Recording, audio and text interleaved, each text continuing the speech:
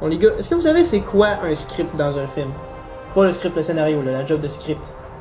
Non. Bon, ok, regarde, la job de script, là, sa job, lui, c'est de vraiment prendre tout en note ce qui est derrière la caméra.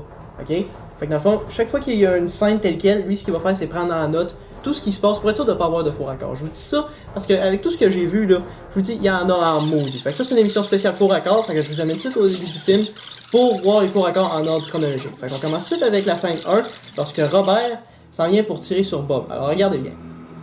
On voit par l'impact, on dirait qu'il a tiré dans le bras droit de Bob. Ce qui est un peu étrange, en fait c'est le bras gauche. Mais regardez bien, on dirait qu'il a mal à l'autre bras tout d'un coup. Vous entendez que c'est un peu cave? Fait que je vous amène suite à la poursuite de Weston. Enfin, en fait, plus Clayton, excusez-moi. Alors regardez bien. Ici, qu'est-ce que vous voyez là? Mes souliers. J'avais enlevé mes souliers pour pas faire de bruit. Ici, on peut encore voir ma maudite paire de souliers. Alors, on va continuer. Regardez bien ici. Robert s'en vient pour pousser Clayton.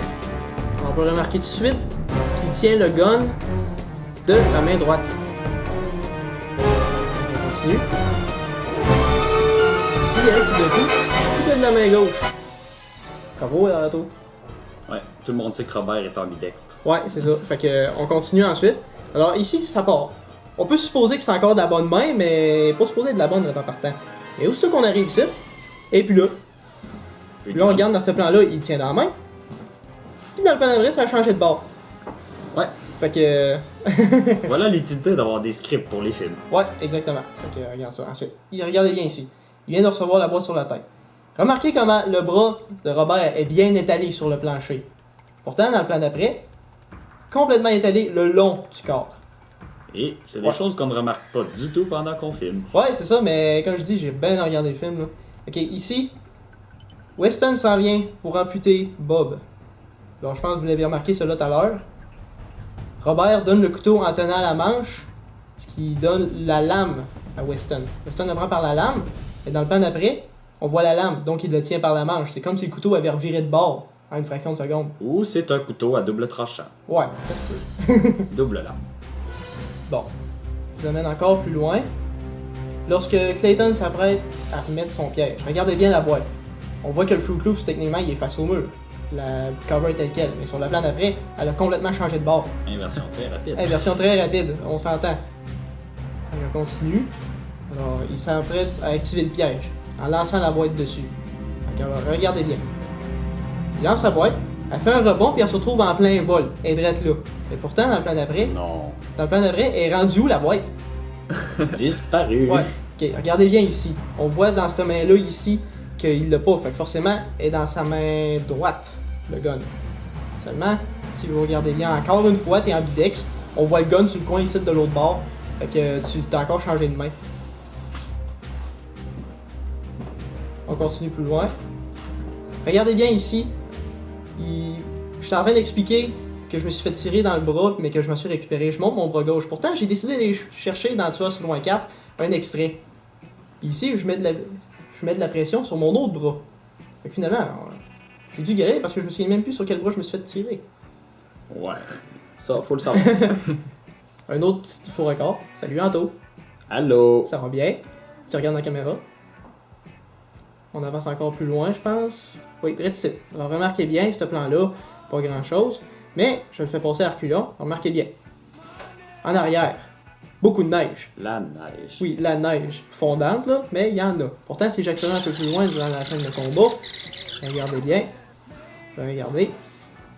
Et plus de neige pantoute. Ouais, la scène a été faite sur trois journées de différence, je pense. Ouais. Vendredi et lundi, c'est ça. Fait que ça a fondu un peu. Regardez bien ici. Le téléphone était complètement éloigné, mais il est rendu collé sur la tête. On continue encore plus loin lorsque tu t'en sur ça, ta raquette tantôt. Regarde. Tu tiens de la main droite.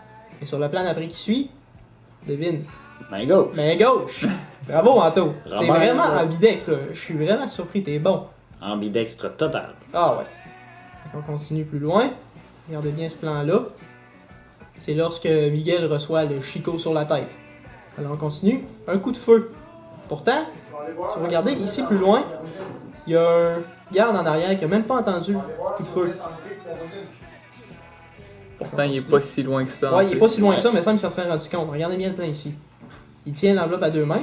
Ici, il met la main sur le menton pendant qu'il réfléchit en regardant la lettre. Pourtant, sur le plan d'après, devinez va quoi? avoir Les deux mains sur la lettre.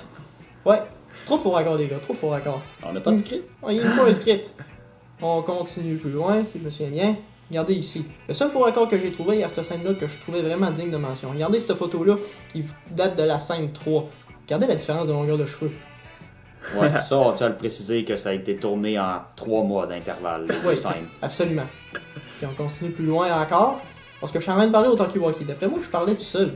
Il y a des sérieux problèmes. Supposément, je suis en train de parler à Bob. OK? Et si vous regardez bien sur les plans qui vont suivre, il y a une erreur grave. C'est peut-être fait partie de la joke, mais regardez bien. Il n'y a même pas de batterie dans le talkie-walkie. Je ne peux pas parler à qui que ce soit. C'est-tu un gag ou un faux raccord? On décide. On regarde encore plus loin. Regardez ici. Le bonnet est rendu à l'avant de la tuque lorsqu'il se penche. Ça a l'air normal. Mais ici, c'est revenu par en arrière. Sans commentaire, hein? Mais disons qu'avec le temps, Ouais, on sait pas. le temps du plan, il aurait pu avoir une Puis regardez possibilité de bien ici. remplacement. La scène de la rencontre privée entre Robert et Weston. Alors regardez bien. Lorsqu'on arrive complètement à la fin du zoom, juste avant le changement de caméra, on peut voir que tu as déjà arrêté devant lui, que tu as déjà fini de marcher. Je l'avais remarqué, celle-là. Ouais. Pourtant, lorsqu'on arrive sur le plan d'après, tu recommences à marcher. Comme si c'était pas encore arrivé. C'est étrange, mais c'est pas Eh si bien. pire que ça. Il y en a des pays. Regarde bien ici. Robert, il faut mettre l'attention sur lui. Les deux mains, une sur la table, une sur la cuisse. Ça fait du sens. On le remarque bien. Mais sur le plan d'après, une main sur le menton. Ouais, il nous faut vraiment un script, les gars. Là. Je pense que ça marche pas. Ouais, il faut surveiller la bitextrie de Robert, c'est vraiment un problème grave, je Ouais, trouve. ouais. On pourrait y couper un bras. je sais pas. Ouais, ça irait mieux. On va demander à Weston. Regardez bien ici le plan lorsqu'il appelle son garde de prison. Alors on fait un plan pour filmer les pieds, mais c'est qui l'autre à gauche? Il n'a aucune idée. Pas supposé avoir personne. Il y a un intrus qui s'est glissé Ouais, dans le un film. intrus qui s'est glissé dans le film. Regardez bien ici, avant la scène de combat. Il tient le talkie-walkie dans sa main. Ce qui est normal, il le tient encore ici, mais lorsqu'il arrive de ça, c'est plus là. Fallait bien qu'il s'en débarrasse. Ouais, il fallait qu'il s'en débarrasse pour faire son décompte, hein. Mais là, c'est plus important, il n'y a plus rien à dire, fait que il peut le ravoir dans les mains de ici. Fait qu'on continue. Regardez bien juste sur ce plan-là. On voit déjà les traces en avant d'une première take. Ouais. Ouais. On s'était pitché 3 fois. Ouais, 3 fois ou 2, là, je me souviens plus. En tout cas, ici encore, on dirait qu'il y a déjà eu du monde qui se sont écroulés avant vous autres. Ouais. On pouvait pas vraiment attendre que la neige retombe. Ouais, en tout cas, c'était les faux raccords pour ça assez loin, puis je tiens à souligner, il y en a gros, on les a pas tous mis parce que c'était trop long. Fait que Alors, c'est ça. la morale de cette histoire, surveillez les mains dans vos films. Oui. La bitextrie est un problème grave.